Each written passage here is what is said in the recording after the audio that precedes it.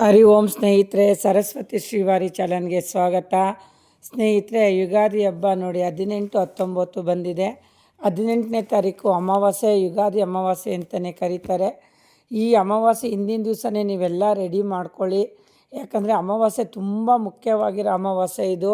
ಮತ್ತು ಬೆಳಗಿನ ಜಾವ 19ನೇ ತಾರೀಕು 6 ಗಂಟೆ 6 ನಿಮಿಷಕ್ಕೆಲ್ಲ ಯುಗಾದಿ ಅಮಾವಾಸ್ಯೆ ಮುಕ್ತಾಯ ಆಗುತ್ತೆ. ಆ ನಂತರ ನೀವು ಯುಗಾದಿ ಹಬ್ಬ ಪ್ರಾರಂಭ ಮಾಡ್ಕೋಬೋದು. ಯುಗಾದಿ ಹಬ್ಬದ ದಿನ ಪೂರ್ತಿ ದಿನವೂ ಟೈಮ್ ಚೆನ್ನಾಗೇ ಇರುತ್ತೆ. ಯಾಕಂದರೆ ಅದು ವಸಂತ ಋತು, ನಮಗೆ ತುಂಬ ಬಹಳ ನಮ್ಮ ಹಿಂದೂಗಳಿಗೆ ಹೊಸ ವರ್ಷ ಅಂತಲೇ ಹೇಳ್ಬೋದು. ಹಂಗಾಗಿ ಏನು ರಾಹುಕಾಲ ಯಮಗಂಡಕಾಲಗಳು ನೋಡಿಕೊಂಡು ಕ್ಯಾಲೆಂಡ್ರ್ಗಳಲ್ಲಿ ನೀವು ಈ ಪೂಜೆನ ಮಾಡ್ಕೋಬೋದು. ಇಡೀ ಪೂರ್ತಿ ದಿನ ಪೂರ್ತಿ ಟೈಮು ಚೆನ್ನಾಗೇ ಇರುತ್ತೆ ಸ್ನೇಹಿತರೆ. ಯುಗಾದಿ ಹಬ್ಬದ ದಿನ ನೋಡಿ, ನಾವು ಎಷ್ಟೆಲ್ಲ ಕೆಲಸ ಮಾಡ್ತೀವಿ. ನಾವು ಎಣ್ಣೆ ಸ್ನಾನ ಮಾಡೋದು, ಬೇವು ಬೆಲ್ಲ, ಮತ್ತು ಇನ್ನೊಂದು ಮುಖ್ಯವಾಗಿ ಮನೆಗಳಲ್ಲಿ ಹೋಳಿಗೆ ಮಾಡೋದು, ರಾತ್ರಿಗೆ ಚಂದ್ರನ ನೋಡೋದು, ಹೊಸ ಪಂಚಾಂಗ ಓದೋದು, ಇವೆಲ್ಲ ನಾವು ಯುಗಾದಿ ಹಬ್ಬದ ದಿನ ತುಂಬ ಮುಖ್ಯವಾಗಿ ಆಚರಣೆ ಮಾಡೋವಂಥದ್ದಾಗಿದೆ. ನೋಡಿ ಸ್ನೇಹಿತರೆ, ಆ ಬ್ರಹ್ಮದೇವನು ವಿಶ್ವವನ್ನು ಸೃಷ್ಟಿಸಿದ ದಿನ ಅಂತ ಯುಗಾದಿ ಹಬ್ಬ ಅಂತ ನಾವು ಕರಿತೀವಿ. ಹಾಗಾಗಿ ಯುಗಾದಿ ಹಬ್ಬ ನಮ್ಮ ಹಿಂದೂಗಳಿಗೆ ಬಹಳ ಬಹಳ ವಿಶೇಷವಾದಂಥ ದಿನ ಆಗಿದೆ.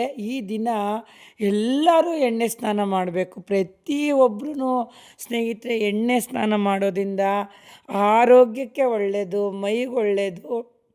ನೋಡಿ, ಬಿಸಿಲು ತುಂಬ ಇರೋದರಿಂದ ಹಿಂದಿನ ಕಾಲದಲ್ಲಿ ಮಾಡ್ಕೊಂಬಂದಿರೋ ಪದ್ಧತಿ, ರೂಢಿ ಯಾವ ಥರ ಇದೆ ಅಂದರೆ, ಹರಳೆಣ್ಣೆ ಹಾಕೋದ್ರಿಂದ ಭಾಳ ತಂಪಾಗುತ್ತೆ, ಚರ್ಮಕ್ಕೆ ತೇಜಸ್ಸು ಕೊಡುತ್ತೆ, ಆರೋಗ್ಯಕ್ಕೆ ಒಳ್ಳೆಯದು ಸ್ನೇಹಿತರೆ. ವರ್ಷ ಪೂರ್ತಿ ದುಡಿತಾರೆ. ಮತ್ತು ಈ ದೀಪಾವಳಿ ತಿಂಗಳಲ್ಲಿ ಎಣ್ಣೆ ಸ್ನಾನ ಮಾಡ್ತಾರೆ. ಅದು ಬಿಟ್ಟರೆ ನಮ್ಮ ಕಡೆಯೆಲ್ಲ ನಾವು ಯುಗಾದಿ ಹಬ್ಬಕ್ಕೆ ಮತ್ತು ಎಣ್ಣೆ ಸ್ನಾನಗಳು ಮಕ್ಕಳು ಮರಿಗಳಿಗೆಲ್ಲ ಮೈ ತುಂಬ ಹಚ್ಚಿ, ಅವ್ರಿಗೆ ಅಣ್ಣ ತಮ್ಮಂದಿರಿಗೆ ಆಗ್ಬೋದು, ಮತ್ತು ಮಕ್ಳಿಗಾಗ್ಬೋದು, ಮತ್ತು ಯಜಮಾನ್ರುಗಳಿಗಾಗ್ಬೋದು ಹಚ್ಚಿಬಿಟ್ಟು ನಾವು ಸ್ನಾನಗಳನ್ನ ಮಾಡಿಸ್ತೀವಿ. ಹಂಗಾಗಿ ಭಾಳ ತಂಪು ಕೊಡೋ ಅಂತಹ ಹಳ್ಳೆಣ್ಣೆಯಿಂದ ನಮ್ಮ ಕಡೆ ನಾವೆಲ್ಲ ಹಳ್ಳೆಣ್ಣೆ ಹಚ್ಚಿ ಹಿಂದಿಂದ ಮಾಡ್ಕೊಂಬಂದಿರೋ ಸಂಪ್ರದಾಯ. ಕೆಲವ್ರ ಕಡೆ ಕೊಬ್ಬರಿ ಎಣ್ಣೆ ಹಚ್ತಾರೆ, ಇನ್ನು ಕೆಲವು ಕಡೆ ಎಳ್ಳೆಣ್ಣೆಯನ್ನು ಸಹ ಹಚ್ತಾರೆ. ಹಾಗಾಗಿ ಯಾವುದೋ ಎಣ್ಣೆ, 3 ಎಣ್ಣೆನೂ ತುಂಬ ಒಳ್ಳೆಯದೇ. ನಮ್ಮ ಕಡೆಲ್ಲ ಆದಷ್ಟು ಹರಳೆಣ್ಣೆನೇ ಹಚ್ಕೊಂಬಂದಿರೋದ್ರಿಂದ ಹರಳೆಣ್ಣೆನ ಹಚ್ಚಿ ನೋಡಿ, ಅವ್ರಿಗೆ ಹಚ್ಬೇಕಾದ್ರೆ ಮೊದಲು ಹಣೆಗೆ ತಿಲಕ ಇಟ್ಟು ಮಂತ್ರನೂ ನಾನು ಈ ವಿಡಿಯೋದಲ್ಲಿ ಹಾಕಿದ್ದೀನಿ. ಆ ಮಂತ್ರ ಹೇಳೋದ್ರಿಂದ ಗಂಡಸರುಗಳಿಗೆ ತುಂಬ ಶ್ರೇಯಸ್ಸು, ಯಶಸ್ಸು ಅವ್ರಿಗೆ ಸಿಕ್ಕುತ್ತೆ ಸ್ನೇಹಿತರೆ. ಹಣೆಗೆ ತಿಲಕ ಇಟ್ಟು ಅವ್ರಿಗೆ ಮಲ್ಲಿಗೆ ಹೂವಿನಿಂದ ಮೊದಲು ಒಂಚೂರು ಎಣ್ಣೆನ ಹಚ್ಚಬೇಕು. ಯಾಕಂದರೆ ಅವ್ರಿಗೆ ತುಂಬ ಒಳ್ಳೆಯದು ಆ ಥರ ಮಾಡೋದ್ರಿಂದ. ಸಂಪ್ರದಾಯ ಮಾಡಿ ಮಣೆ ಮೇಲೆ ಕೂರಿಸಿ ಅವ್ರಿಗೆ ಎಣ್ಣೆ ಎಲ್ಲ ಹಚ್ಚಿ ಸುಮಾರು ಅರ್ಧ ಗಂಟೆ ಮೈ ತಲೆ ಎಲ್ಲ ನೆನೆಯೋಕ್ಕೆ ಬಿಡಬೇಕು. ಅವ್ರಿಗೆ ಬಿಟ್ಟ ನಂತರ ನಾವು ಬಿಸಿ ನೀರಿಗಲಿ ಅವ್ರಿಗೆ ಸ್ನಾನ ಮಾಡಬೇಕಾದ್ರೆ ಆ ಬಿಸಿ ನೀರಿಗೆ ನೋಡಿ ಸ್ನೇಹಿತರೆ, 2-3 ಎಲೆ ಬೇವಿನ ಸೊಪ್ಪು, ಒಂದಿಷ್ಟು ಅರಿಶಿನ ಹಾಕೋದ್ರಿಂದ ಅವ್ರಿಗೆ ಅವರಲ್ಲಿ ನೆಗೆಟಿವ್ ಅಂತ ಇರುತ್ತೆ ಅದೆಲ್ಲ ಹೋಗ್ಬಿಡುತ್ತೆ. ತುಂಬ ಒಳ್ಳೆಯದಾಗುತ್ತೆ. ಮುಂದೆ ಅವ್ರಿಗೆ ಬರೋ ದಿನಗಳು ಅವ್ರಿಗೆ ಶುಭವನ್ನು ತರುತ್ತೆ ಅಂತ ಹೇಳಿ ಒಂಚೂರು ಅರಿಶಿನ ಮತ್ತು ಬೇವಿನ ಎಲೆಗಳನ್ನ ನೀರಲ್ಲಿ ಹಾಕ್ಬಿಟ್ಟು ಅವ್ರುಗಳಿಗೆ ಸ್ನಾನ ಮಾಡೋಕ್ಕೆ ಹೇಳಬೇಕು. ಮುಖ್ಯವಾಗಿ ಅವ್ರು ಸ್ನಾನ ಮಾಡಬೇಕಾದ್ರೆ ನೋಡಿ ಸ್ನೇಹಿತರೆ, ಪೂರ್ವಕ್ಕೆ ಮುಖ ಮಾಡಿ ಕೂತ್ಕೊಳ್ಳೋಕೆ ಹೇಳಿ. ತುಂಬ ಒಳ್ಳೆಯದು. ಪೂರ್ವಕ್ಕೆ ಮುಖ ಮಾಡಿ ಎಣ್ಣೆ ಸ್ನಾನ ಮಾಡೋದ್ರಿಂದ ಮನೆ ಯಜಮಾನ್ರು ಮಕ್ಕಳುಗಳಿಗೆ ಆರೋಗ್ಯ ಆಯುಷನ್ನು ಕೊಟ್ಟು ಅವರೆಲ್ಲ ಕೆಲಸದಲ್ಲೂ ಜಯ ಸಿಕ್ಕುತ್ತೆ ಸ್ನೇಹಿತರೆ. ಹಂಗಾಗಿ ಆ ಎಣ್ಣೆ ಸ್ನಾನನ ಇದೇ ರೀತಿ ನಿಯಮವಾಗಿ ನೀವು ಮಾಡಿ ತುಂಬ ಒಳ್ಳೆಯದಾಗುತ್ತೆ. ಆ ನಂತರ ದೇವ್ರ ಮನೆಯೆಲ್ಲ ಹಿಂದಿನ ದಿವಸ ನೀವೆಲ್ಲ ಸ್ವಚ್ಛ ಮಾಡ್ಕೊಂಡಿರ್ತೀರ. ಯುಗಾದಿ ಹಬ್ಬ ಅಂದ್ರೇ ನೋಡಿ ಸ್ನೇಹಿತರೆ, ಏನು ನಾವು ಬೆಳೆದಂತಹ ಹಣ್ಣು, ತರಕಾರಿ, ದವಸ ಧಾನ್ಯ, ಮತ್ತು ನಾವು ಮನೆಗೆ ಹೊಸ ವರ್ಷ ಹಬ್ಬ ಅಂತ ಹೇಳಿ ಬಟ್ಟೆ ತಂದಿರ್ತೀವಿ, ಚಿನ್ನ ಏನಾನ ಆಗಿರ್ಬೋದು, ಅದನ್ನೆಲ್ಲ ನಾವು ಬಟ್ಲಲ್ಲಿ ಅಥವಾ ತಂಬಿಗೆಯಲ್ಲಿ ಇಟ್ಬಿಟ್ಟು ಮಣೆ ಮೇಲೆ ಇಟ್ಟು ಆ ದೇವ್ರ ಮನೆಯಲ್ಲಿ ಪೂಜೆ ಮಾಡಬೇಕು ನಿಯಮವಾಗಿ. ಆ ಪೂಜೆ ಮಾಡೋದ್ರಿಂದ ನಮಗೆ ಇಡೀ ವರ್ಷ ವರ್ಷ ಪೂರ್ತಿ ನಮಗಿದೇ ಥರ ದವಸ ಧಾನ್ಯ ವಸ್ತ್ರ ಊಟ ಬಟ್ಟೆ ತರಕಾರಿ ಎಲ್ಲ ಕೊಡಪ್ಪ, ನಮಗೆ ರಕ್ಷಣೆ ಕೊಟ್ಟು ಕಾಪಾಡು ಅಂತೇಳಿ ನಮ್ಮ ಕುಲದೇವರನ್ನು ನಾವು ಆರಾಧನೆ ಮಾಡಬೇಕು. ಇದು ನಮ್ಮ ಸಂಪ್ರದಾಯವಾಗಿದೆ. ಮತ್ತು ಏನು ಹೊಸದಾಗಿ ಈಗ ಮಾವಿನ ಚಿಗುರು ಚೈತ್ರ ಮಾಸದಲ್ಲಿ ಬಂದಂತಹ ಮಾವಿನ ಚಿಗುರು ಇರುತ್ತೆ. ಆ ಮಾವು ಎಲೆಗಳ್ನ ತೊಗೊಂಬಂದು ಮನೆ ಬಾಗಿಲಿಗೆ ಒಂದು ತೋರಣ ಕಟ್ಟೋ ಪದ್ಧತಿ ನಮ್ಮಲ್ಲಿದೆ. ಮತ್ತು ಮಾವಿನ ಕಾಯಿನ ತೊಗೊಂಬಂದು ನಾವು ಒಂದು ಪೂಜೆಗೆ ಇಡುವಂಥ ಒಂದು ಸಂಪ್ರದಾಯ ಆಗಿರ್ಬೋದು. ಮತ್ತು ಮಾವಿನ ಕಾಯಿಯಿಂದ ವಿಶೇಷವಾಗಿ ಯುಗಾದಿ ಹಬ್ಬದ ದಿನ ಚಿತ್ರಾನ್ನ ಮಾಡ್ತಾರೆ. ಮಾವಿನಕಾಯಿ ಚಿತ್ರಾನ್ನ ಸುಮಾರು ಕಡೆ ಎಲ್ಲ ಮಾಡಿ ಆ ದೇವ್ರಿಗೂ ಸಹ ನೈವೇದ್ಯನ ಇಡ್ತಾರೆ. ಮತ್ತು ಹೋಳಿಗೆ ಮಾಡ್ತಾರೆ. ಅದಕ್ಕೆ ವಿಶೇಷವಾಗಿ ಒಂದು ಕೋಸಂಬರಿ ಪಾಯಸ ಇವೆಲ್ಲ ಒಂದು ಹಬ್ಬದ ಒಂದು ವಾತಾವರಣ ಅಂತ ಅಂದಮೇಲೆ ಯುಗಾದಿ ಹಬ್ಬ ಮುಖ್ಯವಾಗಿ ಹೋಳಿಗೆ ಮಾಡೋದ್ರಿಂದ ಇವೆಲ್ಲ ಮಾಡ್ಕೊಳ್ತಾ ಬರ್ತಾರೆ. ಮಾವಿನ ಎಲೆಯಿಂದ ಮಾವಿನ ತೋರಣ ಮಾವಿನ ಕಾಯಿನೂ ಸಹ ಇಟ್ಟು ಪೂಜೆ ಮಾಡೋ ಒಂದು ಸಂಪ್ರದಾಯ ಇದೆ. ಮತ್ತು ಬೇವು ಬೆಲ್ಲ ಅಂತ ಬಂದರೆ ನೋಡಿ ಸ್ನೇಹಿತರೆ, ಜೀವನದಲ್ಲಿ ಸುಖ ದುಃಖ ಸಿಹಿ ಕಹಿನ ಸಮನಾಗಿ ಹಂಚ್ಕೊಂಡು ಹೋಗೋ ಥರ ನಮಗೆ ತಾಳ್ಮೆ ಕೊಡಪ್ಪ, ಒಂದು ಬುದ್ಧಿ ಕೊಡಪ್ಪ, ಒಂದು ಧೈರ್ಯ ಕೊಡಪ್ಪ, ಶಕ್ತಿ ಕೊಡಪ್ಪ. ಜಾಸ್ತಿ ಸಿಹಿ ಆದ್ರೂ ಸಂತೋಷ ಆದರೂ ನಮಗೆ ತಡ್ಕೊಳಕ್ಕಾಗಲ್ಲ, ಜಾಸ್ತಿ ದುಃಖ ಆದ್ರೂ ಸಹ ತಡ್ಕೊಳಕ್ಕಾಗಲ್ಲ. ಒಂದು ಸಮಾನತೆಯಲ್ಲಿ ಜೀವನ ನಡ್ಕೊಂಡು ಹೋಗ್ಲಿ ಅಂತ ಹೇಳಿ ಇನ್ನೂ ಬೇಕಾದ್ರೆ ಬೆಲ್ಲನ ಒಂದೆರಡು ಕಾಳು ಹೆಚ್ಚಿಗೆ ಇಟ್ಕೊಳ್ಳಿ, ಬೇವನ್ನ ಒಂದೆರಡು ಎಲೆ ಕಡಿಮೆ ಇಟ್ಕೊಳ್ಳಿ ಸ್ನೇಹಿತರೆ. ಒಟ್ಟಿನಲ್ಲಿ ಜೀವನದಲ್ಲಿ ಒಂಚೂರು ಬೇವು ಬೆಲ್ಲ ಇರಬೇಕು. ಅದರಲ್ಲೂ ಬೇವಿನ ಎಲೆಗಳು ಮತ್ತು ಚಿಗುರನ್ನ ನಾವು ಸಾಂಪ್ರದಾಯಿಕವಾಗಿ ಅದಕ್ಕೆ ಒಂದು ಸ್ವಲ್ಪ ತುಪ್ಪ ಮಿಕ್ಸ್ ಮಾಡ್ತೀವಿ. ಕಡಲೆ ಬೆಲ್ಲ ಮತ್ತು ಬೇವಿನ ಚಿಗುರಿಗೆ ಒಂದು ಸ್ವಲ್ಪ ತುಪ್ಪ ಬೆವರು ಮಾಡಿ ತಿನ್ನೋದ್ರಿಂದ ಆರೋಗ್ಯಕ್ಕೂ ಒಳ್ಳೆಯದು. ನಾವೊಂದು ಸಮಾನತೆಯಿಂದ ಒಂದು ಸ್ವೀಕರಿಸ್ತಾ ಇದ್ದೀವಿ ಅಂತ ನಾವು ಅಂದ್ಕೊಳ್ತೀವಿ ಸ್ನೇಹಿತರೆ. ಹೀಗಾಗಿ ತುಂಬ ನಾವು ಒಂದು ಸಾಂಪ್ರದಾಯಿಕವಾಗಿ ಯುಗಾದಿ ಹಬ್ಬಗಳನ್ನ ನಾವು ಆಚರಣೆ ಮಾಡ್ಕೊಂಬಂದಿದ್ದೀವಿ. ಆ ನಂತರ ವರ್ಷದ ಪಂಚಾಂಗ ಅಂತ ಬರುತ್ತೆ. ವರ್ಷದ ಪಂಚಾಂಗ ನಮ್ಮ ಒಂದು ಮನೆಗಳಲ್ಲಿ ನಾವು ಮನೆಗೆ ತೊಗೊಂಬರೋದಿಲ್ಲ ಸ್ನೇಹಿತರೆ. ಈ ಪಂಚಾಂಗನ ಎಲ್ಲಿ ಓದ್ತಾರೆ ಅಂತ ತಿಳ್ಕೊಂಡು, ಕೆಲವರು ದೇವಸ್ಥಾನಗಳಲ್ಲಿ ಓದ್ತಾರೆ, ಕೆಲವರು ಅಕ್ಕಪಕ್ಕ ಬ್ರಾಹ್ಮಣರುಗಳಿರ್ತಾರೆ ಅವ್ರ ಮನೆಗಳಲ್ಲೂ ಓದ್ತಾರೆ. ತೊಗೊಂಬಂದ್ರಂತೂ ತುಂಬಾ ಒಳ್ಳೆಯದು ಪಂಚಾಂಗನ ಮನೆಗಳಿಗೆ. ಇಲ್ಲ ನಾವು ತರಲಿಲ್ಲ, ಆ ಸಂಪ್ರದಾಯ ಇಲ್ಲ ಅಂದರೆ ಓದೋ ಅಂಥವ್ರ ಮನೆಗೆ ಹೋಗಿ ನಾವು ಆ ಪಂಚಾಂಗ ಓದೋದನ್ನು ನಾವು ಕೇಳಿಸ್ಕೊಂಬಿಟ್ರೆ ನಮ್ಮ ಜನ್ಮನೇ ಪಾವನ. ವರ್ಷ ಪೂರ್ತಿ ನಮ್ಗೆ ಆರೋಗ್ಯ ಆಯುಷ್ಯ ವೃದ್ಧಿ ಆಗುತ್ತೆ. ಮತ್ತು ಮುಂದೆ ಏನಾಗುತ್ತೆ ಅನ್ನೋದು ಒಂದು ತಿಳುವಳಿಕೆ ನಮಗೆ ಮಂದಟ್ಟಾಗುತ್ತೆ. ನಾವು ಮುನ್ನೆಚ್ಚರಿಕೆಯನ್ನು ಒಂದು ತೊಗೋಬೋದು. ಈ ಹೊಸ ಪಂಚಾಂಗ ಪಠನೆ ಮಾಡೋರ ಹತ್ರ ನಾವು ತಿಳ್ಕೊಳ್ಳೋದ್ರಿಂದ ತುಂಬಾ ನಮಗೆ ಅನುಕೂಲ ಆಗುತ್ತೆ ಮತ್ತು ತುಂಬ ಒಳ್ಳೆಯದು ಸ್ನೇಹಿತರೆ. ಮತ್ತು ಆನಂತರ ಬಟ್ಟೆ ನೋಡಿ, ನಾವು ಹಿಂದೆ ನಾವು ಎಷ್ಟೇ ಒಂದು ಕೆಲಸ ಮಾಡಿ ದಣದು ರೈತರುಗಳು ಎಷ್ಟೆಲ್ಲ ಮಾಡಿರ್ತಾರೆ.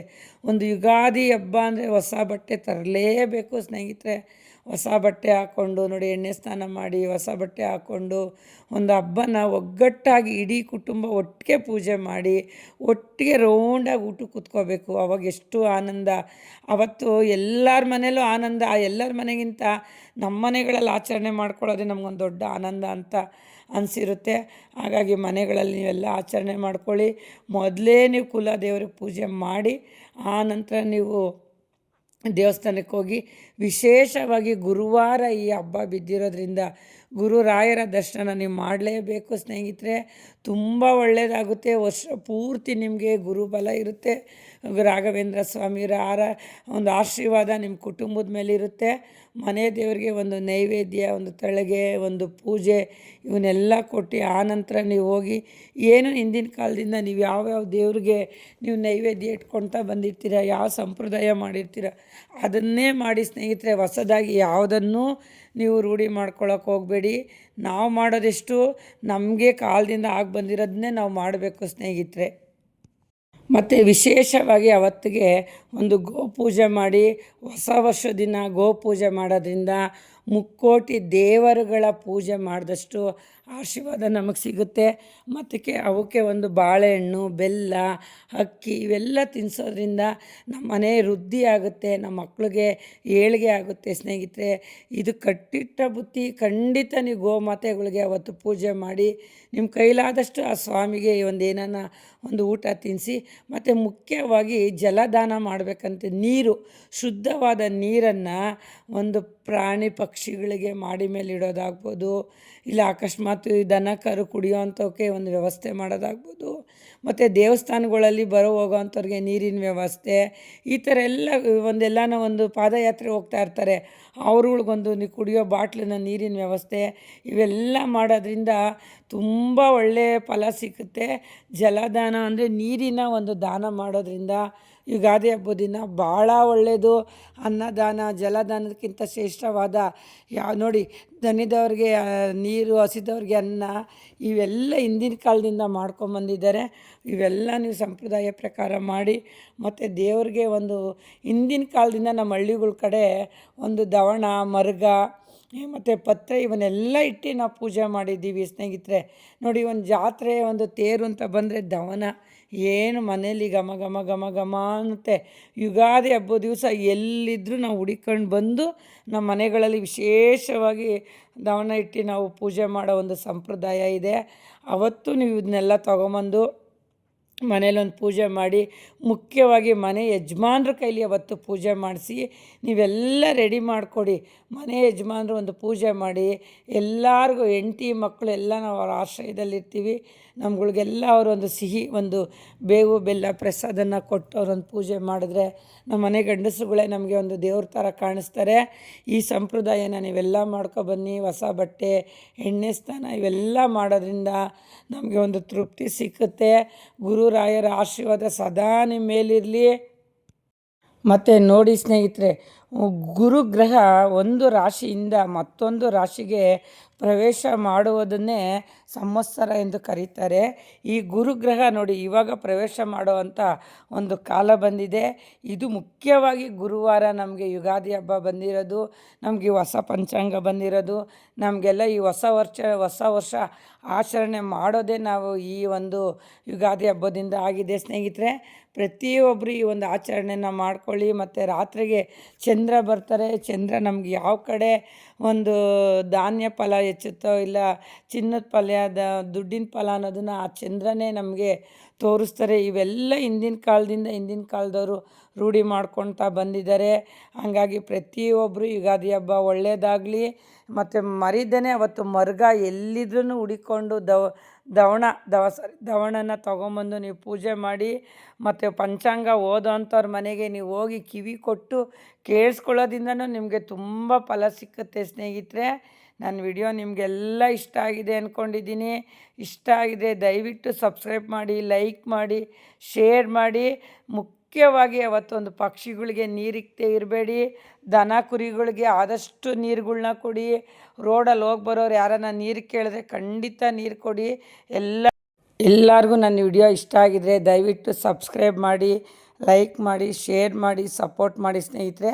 ಎಣ್ಣೆ ಸ್ನಾನ ಮತ್ತು ಬೇವು ಬೆಲ್ಲಿನ ಬಗ್ಗೆ ಇನ್ನಷ್ಟು ಮಾಹಿತಿನ ನಾನು ಹಬ್ಬದಷ್ಟೊತ್ತಿಗೆ ಕೊಡ್ತೀನಿ.